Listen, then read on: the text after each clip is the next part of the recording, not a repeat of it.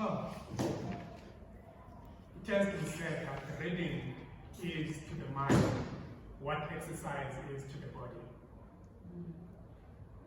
But the good thing about mental fitness is that you don't have to lift weights and do push-ups every day in order to be mentally strong. All you have to do is to befriend good books and get lost in them daily and consistently. Ladies and gentlemen, Mr. Toastmaster. Speaking of mental fitness, I am reminded of Malcolm X, one of the most eloquent and influential leaders in American history. A street hustler was convicted of robbery in 1946 and consequently spent 7 years in prison, where he educated himself. What I found interesting about his story is that Malcolm X never went past beyond 8th grade in formal education. While he was in prison, he envied his friend who was well-spoken and fond of books. He tried to read some books himself, but he couldn't understand most of the words in those books. But that did not deter him from becoming an eloquent speaker, just like his new day friend. So in an attempt to improve his penmanship and public speaking abilities, he decided, watch this, to copy the entire dictionary from letter A to letter Z, and everything in between, including punctuation marks. Imagine. So he would write and read everything he had written back to himself aloud, over and over again, until he could read and understand the books that were available in the prison libraries. And the results of that were astronomical. In his autobiography, he says, and I quote, "I suppose it was inevitable that as my word base improved or broadened, I could, for the first time, pick up a book and read and now begin to understand what the book was saying." He went on to say, listen to this. Up until then, in fact, up until I left that prison, I couldn't spend any other time besides, in fact, on my free time, besides being on the library and reading books. If I wasn't on the library reading books, I was on my bunk bed reading. And anyone who has read a great deal can imagine the new world that opened for me. He went on to say his world started to open up. And up to then, in fact before then, he couldn't think of anything else besides reading. That's how passionate he became. You could almost say he got hooked into the culture of reading. And I love it when he says, I couldn't even imagine myself being outside of the library, because that's how connected he became to reading. So throughout all that process, he could speak in front of people and reason just like someone who was educated. And I found that story very interesting. And ladies and gentlemen, if you could read that whole book, you could see and finally understand why reading is important in someone's life. And that reminds me of Nelson Mandela as well. When he said, education is the most powerful weapon which you can use to change the world. I believe, in fact, I am convinced he was not only referring to formal education, but he was also referring to informal education through the reading of books. This is a person who bought his friends books in prison and inmates on their birthdays and for Christmas as gifts. And Oprah Winfrey can attest to the power of reading as well. She calls reading a personal path to freedom. And most of us could agree with it, most of us who read. Because if you look at the story of Malcolm X, at some point in his life he said, after he had read some good books and got hooked into the culture of reading, he couldn't ever think of anything else that he could do besides reading. Even when he was stressed, I could imagine, he would go and read some books. So with Nelson Mandela, what I found interesting about him is that I believe even before he took that long walk to freedom, he was encouraged by the power of reading, or by reading itself. He couldn't have started this big book, even writing of it, to finish it, if it wasn't someone who wasn't reading a lot. You must be an avid reader if you want to be a good writer.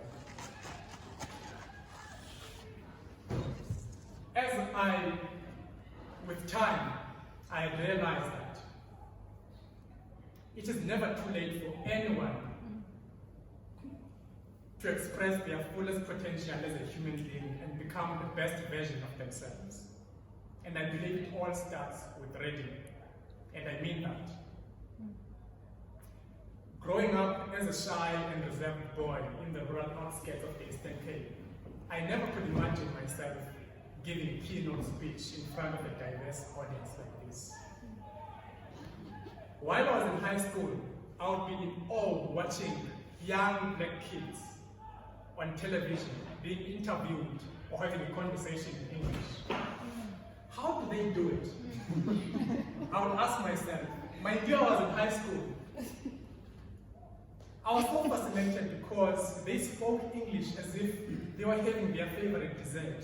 I would say, these kids speak delicious English.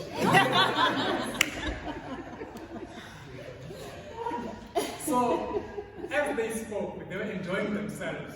And to a point, I was watching this little girl having a conversation with their mother. So she was like, Mommy, look at this. I have a painting. I drew myself swimming in the ocean. And the mother took the painting and looked at it. And she was like, and the kid snatched back the painting and ran away. Na, mommy is so jealous. And the confidence that struck me. And on the other side, when my teacher in school would ask me to say something in English, or even to read a book in English, or even any of my classmates, sure, it felt like I was being punished for something like that. I would be like, amen. But I didn't wrong. I didn't wrong no one. Even in high school, even in matric, we couldn't have a decent conversation in English with each other as students, even to our teachers. We even dreaded being sent to our biology teacher, who was Indian, who was the only non-speaking Xhosa teacher in our high school. Even so simple things like having to go and borrow a chalk or a duster. It was a mission. This was a common problem almost to all of us in our high school. The worst part, in fact, when I think about all those stories, you would even swear that we're all in the same WhatsApp group called English Breakers Association. The worst part is that we were taught books that were written by William Shakespeare. Some of them I remember, they include Macbeth, Romeo and Juliet, and others. So, as I was sitting in class, I would hear some kids reading, and all I could hear was that, thou thee seekest thyself. And I would be so confused, and I felt like at some point screaming at the top of my lungs, what is going on? I was so frustrated. But remember, I was shy and reserved, so I couldn't say anything, no scream or do anything like that. But fortunately though, I passed my matric with a delighting D symbol in English. Yes, D symbol, but they were so proud of myself. I was so happy. So the following year, I went to the University of Forte in a small town called Alice, also in the Eastern Cape. So the majority of students at that time, probably even now, they are Xhosa natives who are coming from deep rural parts of the province. And when I think about all the stories we used to share with each other as students about our English blunders in class and in town, sure, I could even write a book, trust me. So I finished my degree at the University of Forte and decided to move to Pretoria with an intention or with the goal of having to be in an environment that will entice me or even force me to speak delicious English as well. So within a year of being away from home after moving to Pretoria, I noticed that my comprehension and my speaking abilities of the English language started to improve significantly, so to speak. However, within a few years, I realized that my vocabulary still lacked some ingredients and recipes that should nourish my English so that it can sound delicious. So I remember this was 2014 when a friend of mine decided to borrow me a book with the intention of enriching my English vocabulary. So this friend of mine, even though he was born in Lesotho, he was raised and studied in the United States,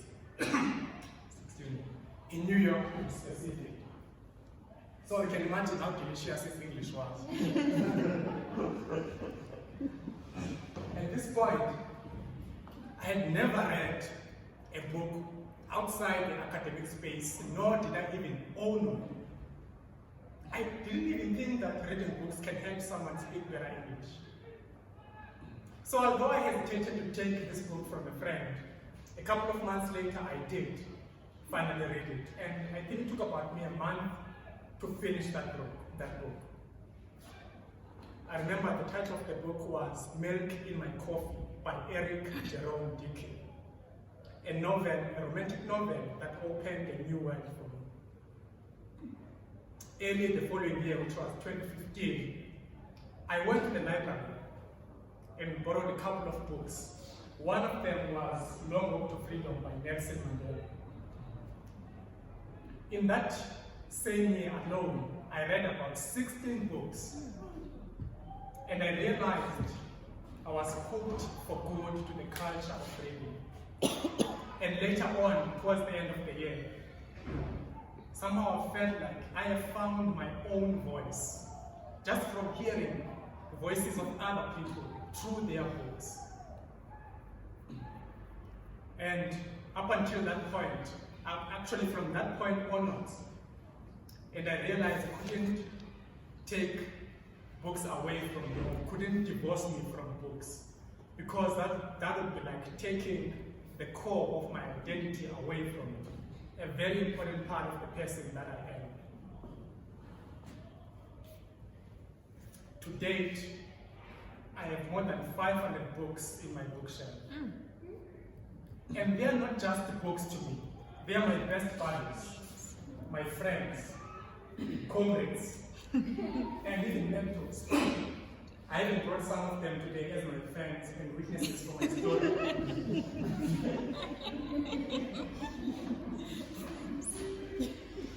But listen to this. The sense of admiration and that state of ecstasy I feel just by looking at them, it's so intense deep down in my soul that simple English cannot explain. I couldn't find words to describe that feeling. From Steve Jobs to Steve Biko, all these are great leaders, from Jesus to John C. Maxwell, and everyone else in between. These are the people I look up to. And speaking of great leaders, ladies and gentlemen, here at Victoria 2000 Club, we pride ourselves as being great leaders. But that doesn't come out yet clearly, like in other Toastmasters club. Think of our sister club, Vital Communicators Toastmasters Club. Their strong and selling point is vital communication. But for Victoria 2000 Club, what would you say you stand for if you didn't know until today? I bet the majority of you didn't know. At some point, I even thought of proposing a name change from Victoria 2000 to Visionary Leaders, because visionary leaders are great leaders with dynamic communication skills. That thought still haunts me to this day. But today I want to talk about something that I believe will make us great leaders as Victoria 2000 Club. It is reading. Great leaders are great and inspiring because they read. Great leaders are articulate in their conversations and eloquent in their speech because they read.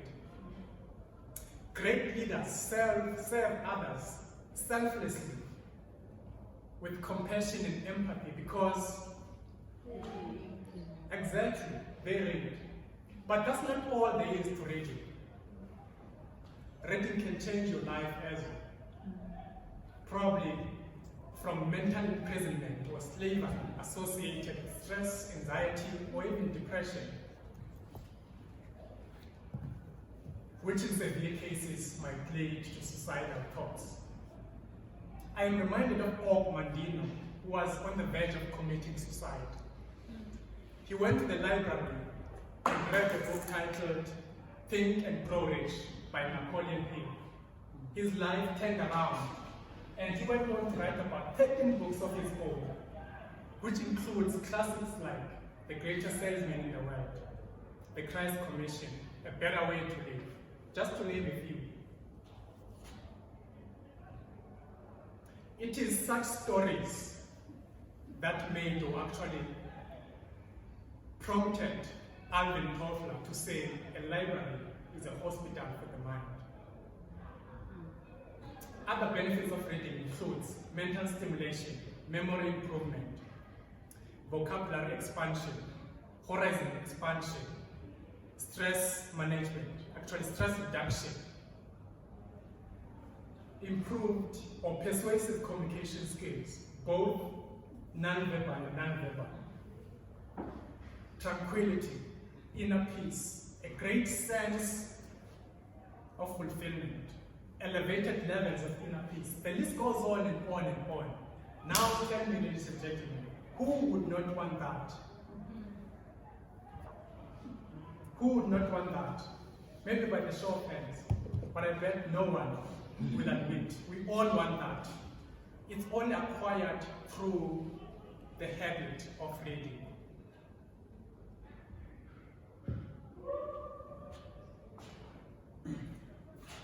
My friends, I wish I could write another topic just to thank you for the changes, significant changes that you have brought into my life. But that's a topic for another day. So, ladies and gentlemen, I have a dream, actually a vision. I want to start a book club where we will encourage and motivate each other to read and inspire others to follow our footsteps. As members of this book club, we'll meet once a month, at least via Zoom for now. In our meetings, each member of the club will give a 3 to 5 minutes book report or book summary in a form of a speech on any book of their choice. On any book of their choice, which they would have chosen for that particular month. Even if 2 or more members of the book club decides on the same topic, that's okay. The goal is to promote the culture of reading, so that in the process we can become great leaders and best versions of ourselves. Just by the show of hands, I'm curious to know who would be interested in joining these great initiatives. Amazing, almost all of you. Great. So tonight I'll start that. I'll take all your numbers and then I'll make sure I start by creating a WhatsApp group and then we'll take it from there.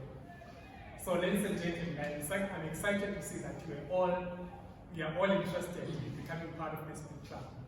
And I think that is all that I have to say for my talk today. Mr. Toastmasters.